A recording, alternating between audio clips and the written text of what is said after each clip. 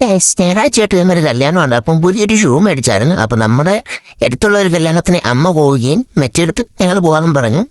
അങ്ങനെ ഞങ്ങൾ അറിഞ്ഞ് ഈ പുതിയ ഷൂ ഇട്ടുകൊണ്ട് പോകാമെന്നൊക്കെ വിചാരിച്ചെന്ന് ഉദ്ഘാടനമൊക്കെ നടത്താമെന്ന് വിചാരിച്ചോ.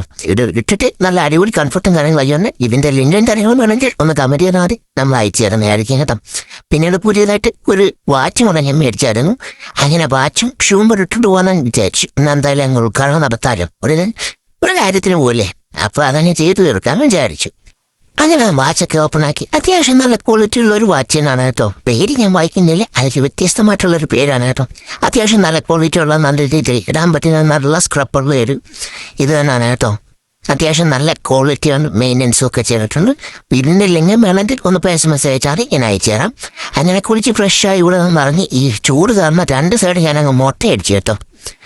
ഇപ്പൊ എന്താ ആശ്വാസം പറയാം. ഇതാണ് കേട്ടോ ആടിച്ചൂര്, രാജധാനി അടിച്ചൂരാണ് ഗുളുത്തവണൻ്റെ അടുത്തായിരുന്നു കേട്ടോ.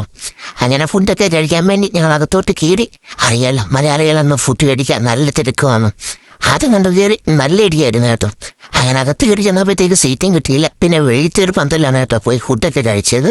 അങ്ങനെ പുറത്ത് പന്തലില സീറ്റ് ഉണ്ടായിരുന്നു. അങ്ങനെ കീറി. പിന്നെ ഓണാട്ടേറിയിലെ ഫുഡിനെ കുറിച്ച് പ്രത്യേകം പറയാനായിരുന്നു. നല്ല അടിപൊളി ഫുഡാണ്. ആദ്യം പരിപ്പ്, പിന്നെ സാമ്പാർ, അങ്ങനെ ഓരോന്നായിട്ട് വന്നുകൊണ്ടിരുന്നു. ഞങ്ങൾ കഴിച്ചുകൊണ്ട് വരുന്നു.